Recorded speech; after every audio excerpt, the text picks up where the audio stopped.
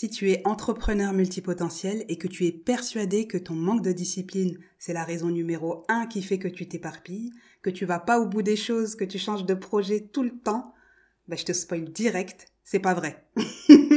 Comme ça, c'est dit, c'est pas du tout la cause de ce que tu penses être de l'instabilité, mais t'inquiète, je vais pas te laisser comme ça, je t'explique tout dans cet épisode.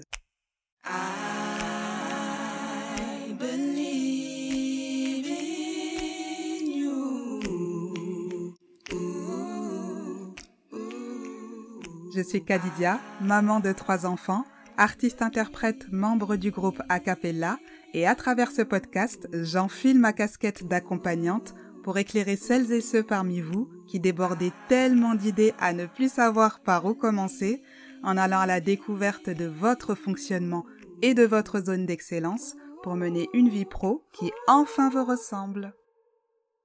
Alors le mot discipline, je sais pas toi, mais moi, il me fait mal aux oreilles, rien qu'à l'entendre. Ça me rappelle des souvenirs bizarres de l'école, tu sais, les règles en classe, les trucs bien carrés, bien structurés, bien stricts. Et forcément, quand t'as un profil multi, que t'es une personne créative, passionnée, curieuse, les trucs trop stricts, tu vois, trop dans des cadres, c'est pas forcément ton délire. Et c'est pas le mien non plus, je te rassure. Sauf que quand tu débarques dans le monde de l'entrepreneuriat, ce mot discipline, t'as l'impression qu'il est placardé partout. Tu vois des vidéos de gens qui se lèvent à 5 heures du matin. En plus, incroyable, moi je me suis levée à 5 heures ce matin. J'avais besoin de m'envoyer ces fleurs, s'il vous plaît. Merci. Douche froide, séance de yoga, etc., etc. Des gens qui prônent vraiment la discipline dans leur vie. Et du coup, toi, t'es pas forcément dans ce délire. Et t'as peut-être l'impression que c'est ce manque de discipline qui fait que tu pars dans tous les sens avec tes projets et tes idées. Du coup, cet épisode, clairement, il va, j'espère, te soulager de cette croyance. Si tu culpabilises parce que tu te dis que tu n'es pas assez discipliné dans ton business ou dans ta vie perso et que c'est ça qui te fait stagner ou te sentir éparpillé, installe-toi bien confortablement, prends ton petit thé, ton café, ton bissap, on va décortiquer tout ça ensemble. On va commencer par déconstruire un gros mythe qui circule dans le monde de l'entrepreneuriat et même dans la société en général. C'est cette idée qu'il faut être hyper discipliné pour avoir du succès. Combien de fois t'as entendu des phrases comme « Si tu veux réussir, tu dois te lever à 5 heures du matin, méditer, faire du sport, planifier ta journée au millimètre, etc. etc. » Moi aussi, je l'ai entendu 1000 fois. Et honnêtement, ça peut faire culpabiliser. Surtout quand t'es quelqu'un de créatif, de multi, ou qui a des hauts et des bas en termes d'énergie ou de motivation. On parle même pas des personnes qui portent un trouble TDAH, dont je fais partie par ailleurs. Tu vois sûrement des gens autour de toi qui semblent hyper organisés, disciplinés, qui vont jusqu'au bout de leur projet sans perdre le cap. Et tu te dis, pourquoi pas moi? Pourquoi moi je pars dans tous les sens et j'arrive pas à me cadrer? Et en fait, tu penses que le secret de ces gens, c'est qu'ils sont disciplinés.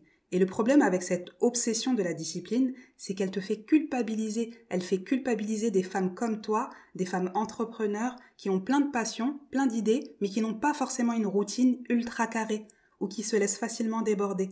Tout ça parce qu'on t'a mis dans la tête que sans une discipline de fer, tu ne pourras jamais avoir de la stabilité, que tu vas tout le temps être en train de courir après tes objectifs sans jamais les atteindre. Mais voilà la vérité.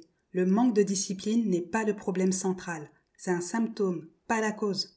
Ce qui cause souvent cette sensation d'instabilité, ce n'est pas que tu n'as pas assez de discipline, c'est que tu manques de clarté, que tu n'as pas encore ce fil conducteur qui harmonise tous tes projets. Ce que je veux dire par là, c'est qu'on a souvent tendance à associer discipline à réussite, comme si c'était une formule magique.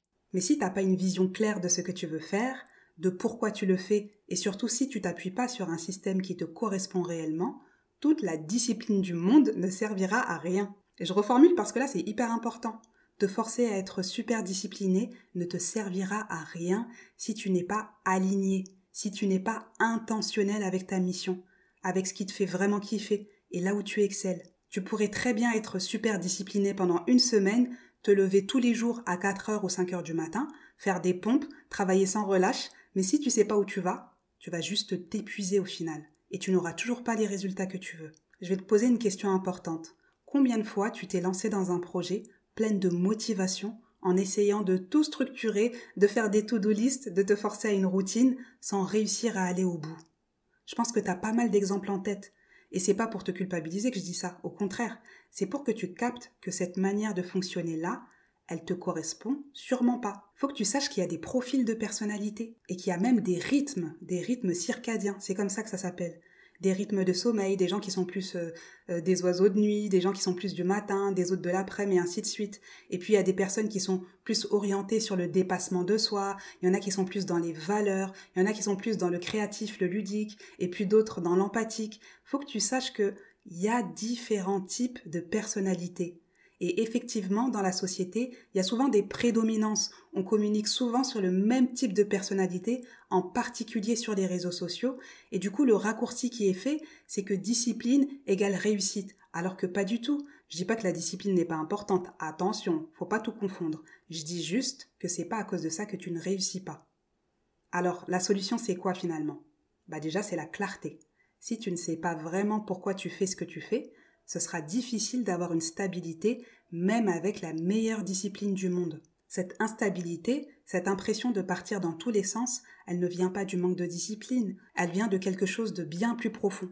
Elle vient souvent d'un manque de clarté sur ce dans quoi on excelle vraiment, sur ce qui nous correspond et nous passionne au point de ne plus avoir besoin de forcer pour avancer. Parce que quand tu as cette clarté, quand tu sais pourquoi tu te lèves le matin pour faire ce que tu fais, t'as déjà un énorme pas vers plus de stabilité.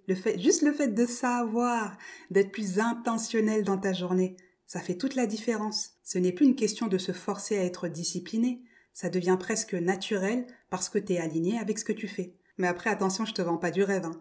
Si t'es définitivement pas une personne du matin, il y a moyen que tu douilles un peu encore pendant longtemps le matin si tu mets pas en place des choses pour te sentir mieux le matin. Et parmi ces choses-là, effectivement, il y a la clarté, il y a le fait de savoir pourquoi est-ce que tu te lèves. Je vais te donner un exemple perso. Quand j'ai lancé Full Potentiel, alors là, quand j'ai découvert la jungle des réseaux, quand j'ai vu 1, 2, 3, discipline, 1, 2, 3, faut être carré, 1, 2, 3, ceci, cela, j'ai paniqué, hein. J'ai dit, alors là, je suis dans la sauce. Je me suis dit, je suis dans la sauce merguez. Je me suis parfois imposé des horaires, de toute façon, ça n'a pas marché. Je me suis imposé d'être disciplinée, mais au bout de quelques mois, laisse tomber, j'étais fatiguée.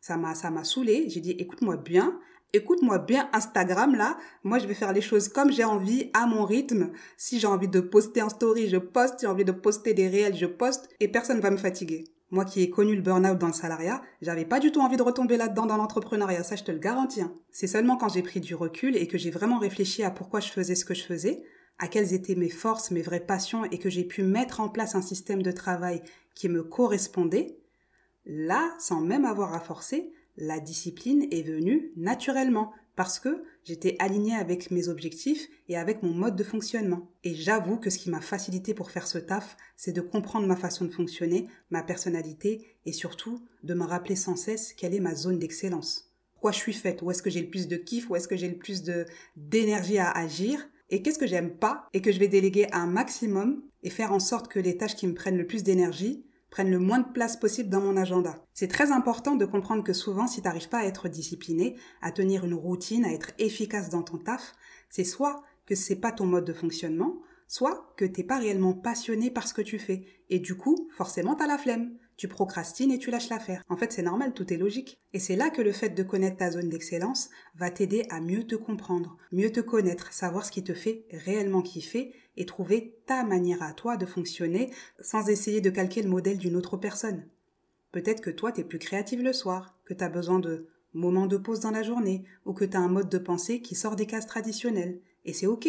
La clé, c'est pas d'essayer de te forcer à rentrer dans un moule. C'est de créer ton propre cadre, basé sur ton identité, tes valeurs, tes forces. Quand tu fonctionnes à partir de ce mode opératoire qui t'est propre, tu vas voir que la discipline devient une conséquence naturelle et non plus un effort à fournir. J'ouvre une petite parenthèse pour celles qui écoutent peut-être le podcast pour la première fois et qui ne savent pas ce qu'est la zone d'excellence. La zone d'excellence, c'est cet espace unique où tu excelles naturellement, où tu n'as pas besoin de forcer pour donner le meilleur de toi-même. C'est un domaine où non seulement tu es compétente et tu brilles véritablement, sans faire exprès, hein, vraiment, tu fais pas exprès. Hein.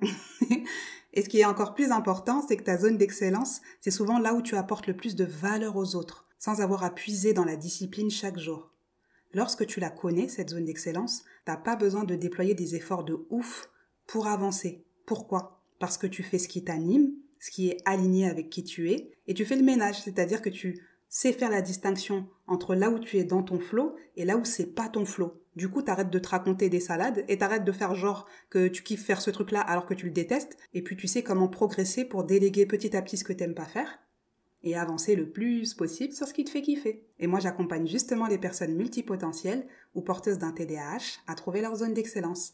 Je referme la parenthèse et on en revient à nos moutons.